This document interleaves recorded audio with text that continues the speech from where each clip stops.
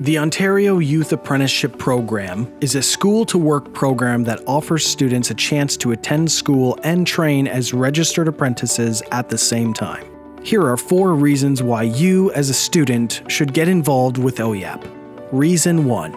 You gain training in a skilled trade while completing the requirements for your diploma. OYAP allows you to explore career choices that can lead to a meaningful career while still enabling you to complete your secondary school diploma.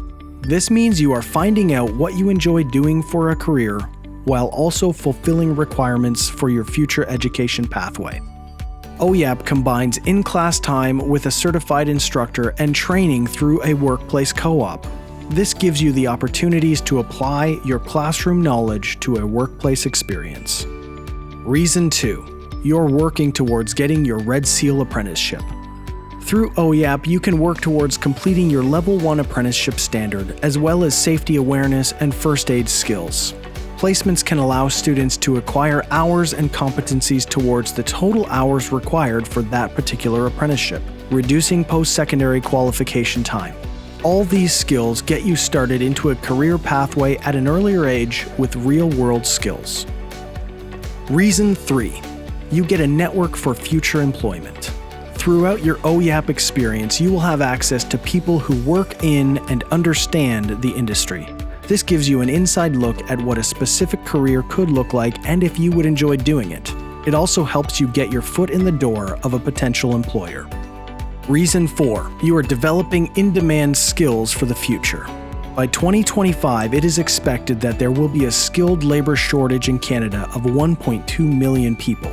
This means that the specialized and general transferable employability skills you learn through OYAP will have a high value as you enter the workforce, leading to well-paying jobs and consistent employment as you start your career journey. Through OYAP, you gain skills in trades, complete your education, network for future employment, and become an in-demand employee. When you get involved in OYAP, you're getting involved in the future.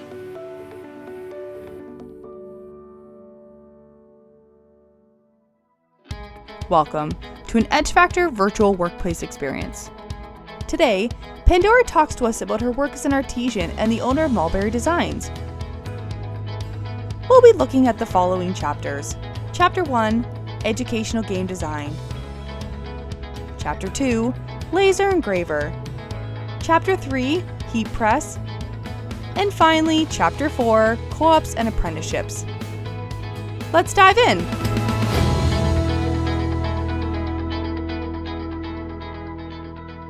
We started Mulberry Design in July of 2020. I'm in school right now for early childhood education through First Nations Tech Institute. And in one of our classes, we had to find early learning resources that had an Indigenous focus because our program is Indigenous specific. Most of us are Indigenous or we work in Indigenous early learning centers. So I had come home, I had used some woodshop tools that we just had, a jigsaw and some wood, and I had made what I called a Woodlands Creatures puzzle. Brought it back to class, presented it, everybody loved it. My teacher said, wow, you should really make these. So we did. We went out and we purchased an entry-level laser engraving and cutting machine. And this was the very first product that we made. So it's our Woodland Creatures puzzle. Here, this puzzle is showing the traditional language of Ojibwe, so Anishinaabe. And this dialect was provided by Rama First Nations. So we created this puzzle so that children, when they're playing with it, they feel that their culture and their language is represented under each of the animals instead of seeing English or French like you would see in a traditional puzzle maybe by Melissa and Doug. You're actually seeing the language of your community and of your culture. So one of the ways we do the design work for the products that we make here is we use a program called Adobe Illustrator, which is on my computer. So I'm just going to show you a little bit about the process here that we do in terms of the design for the products that we make. So I'm just going to go into my educational file here and I'm going to pull up the first product we ever made, which is called our matching game. So part of the design process that we do here is we want to empower other designers and other artists. So when it comes to the physical drawings of the products that you see on the most of our products, we've gotten them off of Etsy sites, off of other Indigenous artists that sell their work on Etsy. So this matching game that you see here is our Michif matching game, which means Michif is the language that Métis people speak in Ontario, and I'm Métis, so this is my traditional language. So I had this idea where I wanted to be able to create a game for children where they're learning not only their language, but they're learning different animals that occur in their environment where they live, and the tracks that come from those animals when they're walking through the bush, because traditionally Métis folks were voyageurs, we were hunters, trappers, and harvesters, so tracking was a big part of our culture. So you see here on our screen, we've got the matching game. So you've got a squirrel and you've got the squirrel's paw prints, and then you also have the language at the top here, which is Michif, and then you've got the word in English as well. So children and adults alike are learning the traditional language, seeing it in English, the tracks, and the animal that it goes with. So part of the design for this here is we wanted to make sure that everything was flush, so that if you were to line all of the pieces up onto a table or a piece of paper, that you would see that everything lines up perfectly. So we type out all of the words, and then we have to align them with each individual square here. And then we also make sure that each square is lined up perfectly and all of the words are lined up perfectly, along the top of each one and along the bottom as well. A lot of the times we're working on these designs while the laser's running. So then that way we're not just sitting and that the machine is always running, because we always want to make sure that the machine is filled and working to its fullest potential. On all of our designs, we make sure that we don't have any wasted space and wasted material. So as you can see here, we've made the iShop local keychains and we've placed them around the design so that when you put the piece of wood in the laser, there's no leftover wasted space on the machine, and we're not wasting any time where it could be sitting idle.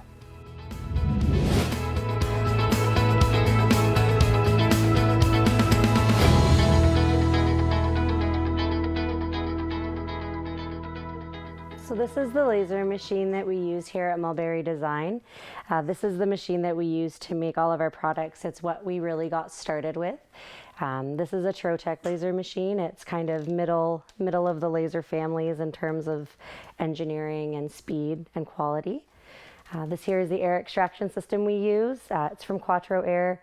We use this air extraction system so that we don't have to vent outside, because as you can see, we're in a bit of a retail setting and it wouldn't make sense to vent outside onto the sidewalks there where people are walking.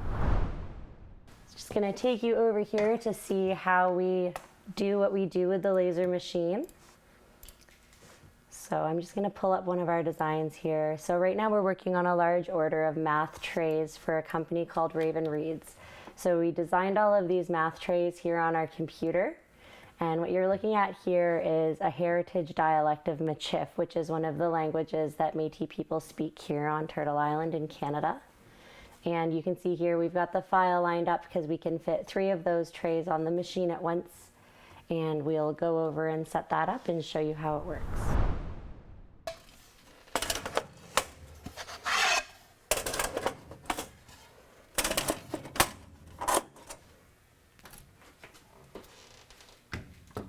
Turn on.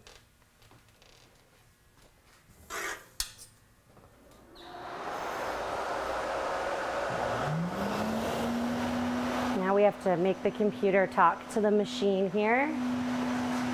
So it's kind of a multi-step process, and you can't have the machine running unless you're standing right there beside it in case something was to happen with the wood or something was to catch fire there. The software I'm using here is called Job Control. And it's the type of software that you use with Trotec laser machines, but other companies use different softwares to send their messages over to the lasers.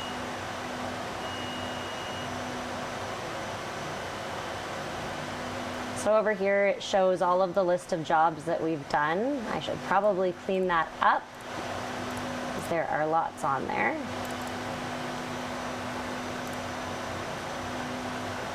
And then every job you have to set the type of wood settings or the type of product, because this also can do plastic and acrylic. So we're just gonna select the maple setting here. We always make sure that everything is set up properly so that we have the right power and the right speed.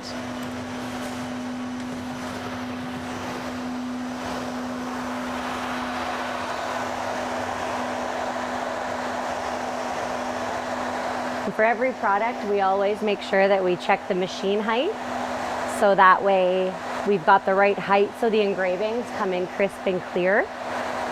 So I'm just setting the product height now. There we go. And then we go back over to the laser computer. We push the play button and it starts going. So how laser machines work is this is a CO2 laser, which means it has a laser tube in the back. And what it does is it's firing little lasers essentially as it passes over the piece of wood, which is burning the wood, which is why you always want to be standing with your machine or sitting right beside it when it's running, because with lasers and wood, there is always the chance that something could flare up, and you want to be here and close in case that happens. Keep our fire blanket here to pull over the machine if something was to catch on fire, to contain it, because we are in a commercial building and we have residents that live upstairs as well. And then we also have electronic safe fire extinguishers beside the machine, because you don't want to use a normal fire extinguisher unless you absolutely have to, just because it can damage the machine beyond repair. But the electrical safe one means that we can still repair the machine after if it catches on fire.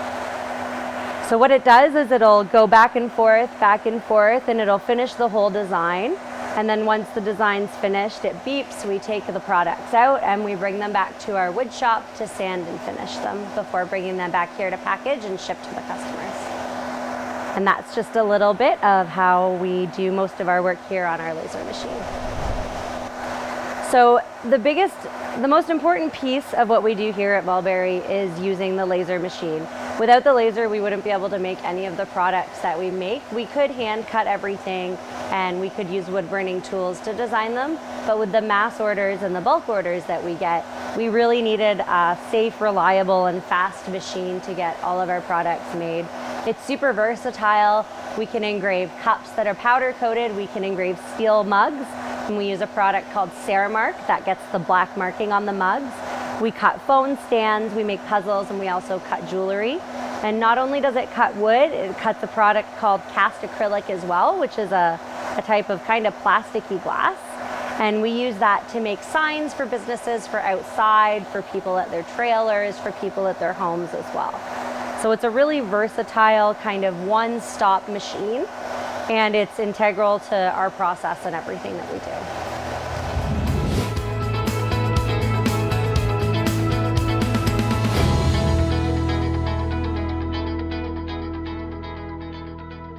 So another one of the tools we use here at Mulberry is our heat press. So this here is just kind of a standard entry-level heat press. We call it our red clam heat press.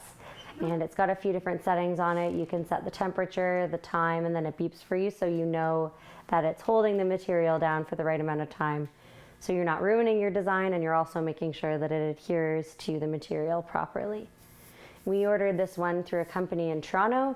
It's worked really well for us. It's just a smaller size, so we use it primarily to do t-shirts, bags, and that's about it. So I'm just gonna power it up here and I'll show you guys how it works. So we're gonna set the temperature, because what we're going to do is we're going to do a horse on a vinyl, or a vinyl horse onto a t-shirt here. So we're gonna keep the temperature at 275 and we're going to allow it to warm up. We're going to want to keep it pressed for about 20 seconds. So we're also going to set the timer here as well. So once it's warm enough here, it will beep. This here is what we put inside the t-shirt to make sure that it's nice and kind of raised and fluffed up there so that the design adheres to it properly. So what we do is we slide it in the bottom of the t-shirt here. We go all the way up to where we're intending on placing the design. So we center the t-shirt onto the padding, and we smooth it out there to make sure it's all where it needs to be. And then we take the horse image that we cut out using our Cricut, and we place it centered on the shirt.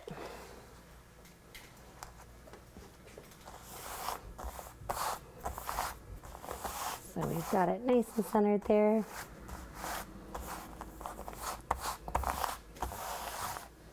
And then we're just going to wait here for the machine to beep to let us know that it's ready to go. And you'll notice on the machine as well, it's got a nice foam piece here on the bottom, and that's so when you're pressing down, it's giving it a bit of a cushion. It's not just pushing it down so it can go no further. It protects the heat plate at the top of the machine. Once we put the t-shirt in as well, we also use a little Teflon sheet that we put on top of the design, just in case there's any leakage of the HDV through the plastic. We don't want to wreck the top plate, the heating plate of the heat press. That way it keeps it nice and fresh, and we're not worrying about damaging our tools as well. It's really important that when you're doing something like this, that you're making sure that you have all of the tools that you need to be successful, because it could be a very expensive cost to replace the machine if it gets damaged during the process. So it's ready to go. So then we place our t-shirt into the heat press there. Now you want to remember that the top is still very hot. It's heated up to 275 degrees. And what we do is we make sure that we've got the design still centered onto the t-shirt once it's been moved, but that it is also going to be where the heat press is coming down. So we're going to slide our little inner cushion back a bit and make sure everything is nice and flat. Put that Teflon sheet down to protect the shirt.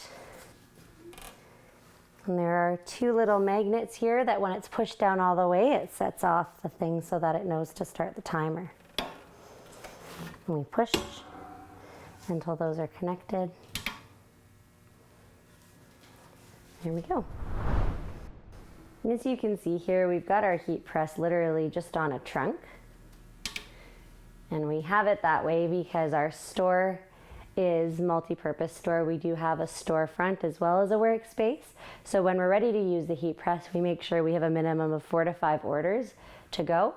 And then we take it off of its storage shelf, we put it on this chest here, and we use the Cricut, and then we use the heat press. And then after we're done, we package it all away so that you've still got access to the store and the other products that we sell here as well. So once it's done there, you just want to be careful as you lift the handle up because it is spring-loaded. And we slide off our Teflon sheet to the side. And then you always just lift a corner of the design to make sure that it has adhered. And then we gently pull it off there.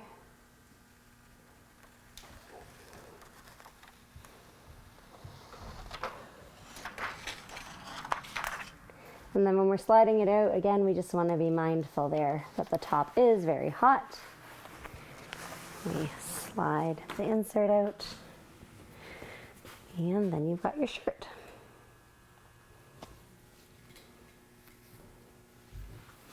And we set it out just to cool off so that we don't wreck the design at all.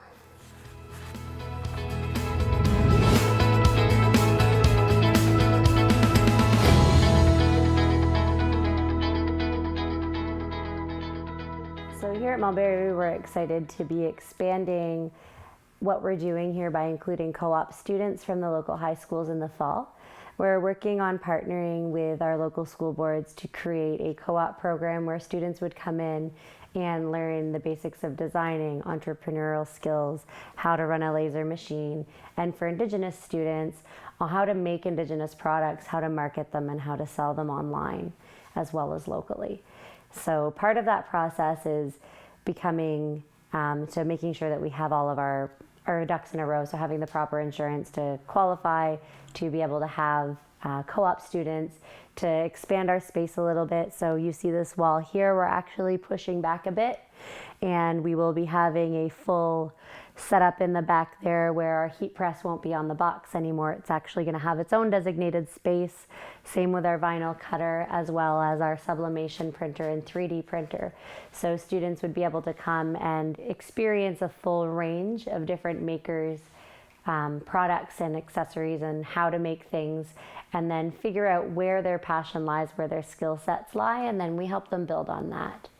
So we're going to have a little jewelry space so that when the laser machine cuts out the jewelry, students will be able to finish them back there, attach the findings. There'll be a little desk and everything set up. They'll have access to their own computer back there so that they can work on their own design work, so some graphic design skills, as well as the use of our iPads and our Apple Pencils as well to learn how to draw on a screen, because it's much different drawing on a screen as opposed to drawing on paper. We're also looking on becoming certified in the Native Crafts and Artistry apprenticeship trade. So we're just in the early stages of figuring out what exactly that entails and what courses myself as well as our staff would need to take to be able to start that process. So for me, it's really important to empower our youth of today because they're our futures tomorrow. So a big part of what we're trying to do is connecting in with the youth in our community, whether it's at our local high school or in our greater Indigenous community within the region of Waterloo, and providing inclusive, safe, and accessible co-op places. So places where they can come and they can learn about what we do and see what it is that they're passionate about. If they know that they want to make things, well, what kind of things do you want to make? So providing the youth within our communities all of the tools to navigate that journey so that once they finish their co-op and once they finish high school and move on to post-secondary studies or an apprenticeship program, they have a solid foundation to build on to learn to go from there as well.